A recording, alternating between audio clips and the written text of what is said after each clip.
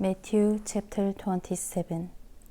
Early in the morning, all the chief priests and the elders of the people made their plans how to have Jesus executed. So they bound him, led him away, and handed him over to Pilate the governor. When Judas, who had betrayed him, saw that Jesus was condemned, he was seized with remorse and returned the 30 pieces of silver to the chief priests and the elders. "I have sinned," he said, "for I have betrayed innocent blood." "What is that to us?" They replied, "That's your responsibility." So Judas threw the money into the temple and left. Then he went away and hanged himself. The chief priest picked up the coins and said, "It is against the law to put this into the treasury, since it is blood money." So they decided to use the money to buy the potter's field as a burial place for foreigners. That is why it has been called the field of blood to this day. Then what was spoken by Jeremiah the prophet was fulfilled.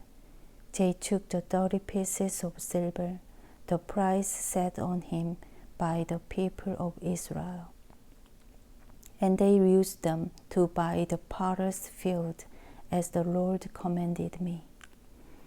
Meanwhile, Jesus stood before the governor, and the governor asked him, "Are you the king of the Jews?" "You have said so," Jesus replied. When he was accused by the chief priests and the elders, he gave no answer. Then Pilate asked him, "Don't you hear the testimony they are bringing against you?" But Jesus made no reply, not even to a single charge, to the great amazement of the governor. Now it was the governor's custom at the festival to release a prisoner chosen by the crowd. At that time, they had a well-known prisoner whose name was Jesus Barabbas. So when the crowd had gathered, Pilate asked them, "Which one do you want me to release to you, Jesus Barabbas or Jesus who is called Messiah?" For he knew it was out of self-interest that they had handed Jesus over to him. While Pilate was sitting on the judge's seat, his wife sent him this message: "Don't have anything to do with that innocent man, for I have suffered a great deal today in a dream because of him." But the chief priests and the elders persuaded the crowd to ask for Barabbas and to have Jesus executed. "Which of the two do you want me to release to you?" asked the governor. "Barabbas," they answered. "What shall I do then with Jesus who is called Messiah?" Pilate asked. They all answered, "Crucify him." "Why? What crime has he committed?" asked Pilate. But they shouted all the louder, "Crucify him!" When Pilate saw that he was getting nowhere, but that instead of uproar was starting, he took water and washed his hands in front of the crowd.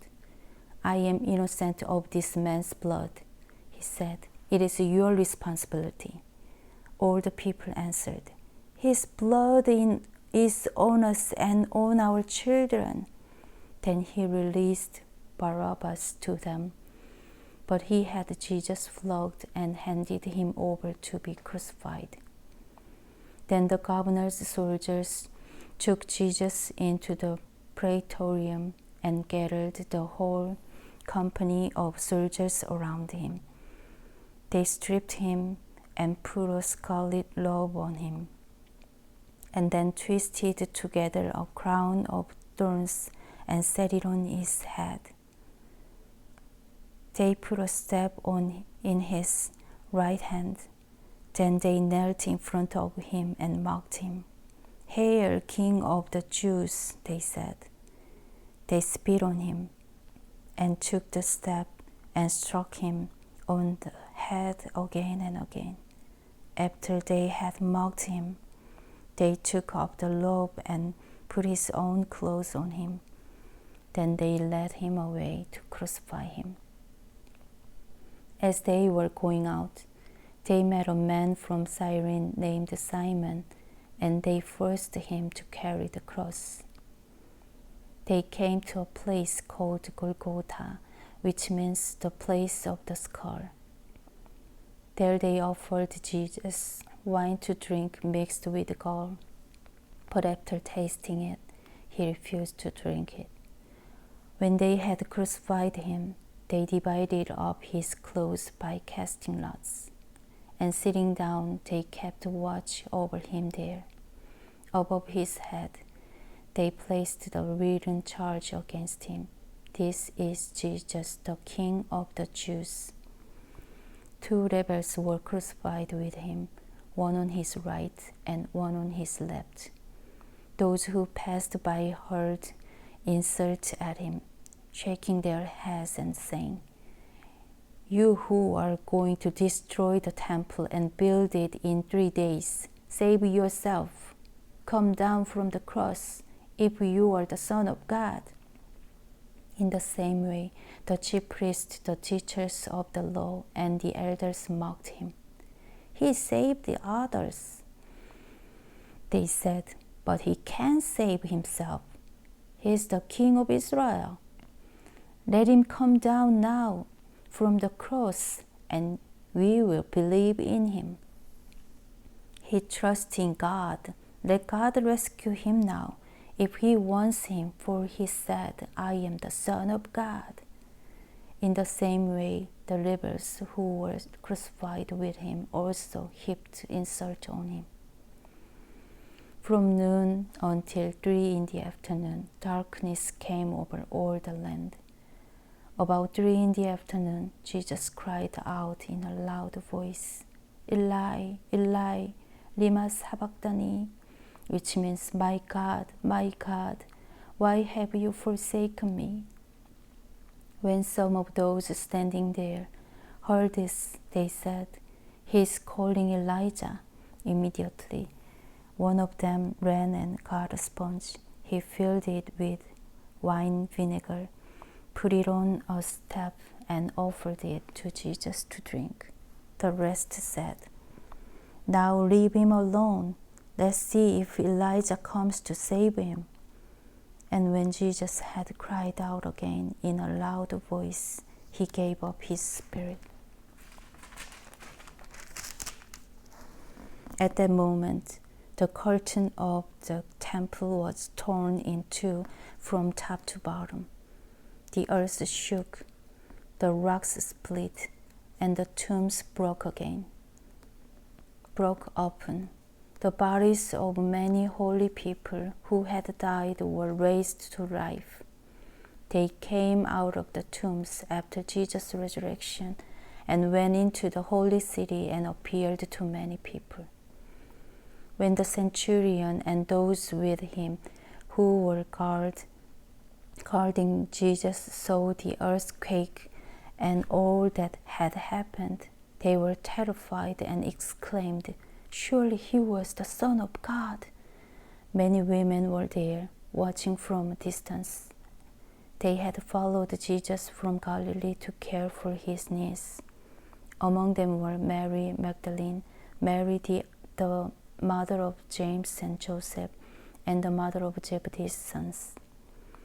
As evening approached, there came a rich man from Arimathea named Joseph, who had himself become a disciple of Jesus. Going to Pilate, he asked for Jesus' body, and Pilate ordered that it be given to him. Joseph took the body, wrapped it in a clean linen cloth, and placed it in his own new tomb that he had cut out of the rock. He rolled a big stone in front of the entrance to the tomb and went away. Mary Magdalene and the other Mary were sitting there opposite the tomb. The next day, the one after Preparation Day, the chief priests and the Pharisees went to Pilate. "Sir," they said, we remember that while he was still alive, that deceiver said, 'After 3 days I will rise again.' So give the order for the tomb to be made secure until the 3rd day.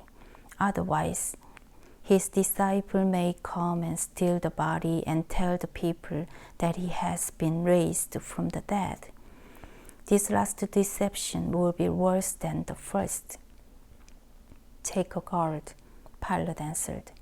"Go, make the tomb as secure as you know how." So they went and made the tomb secure by putting a seal on the stone and posting the guard. Amen.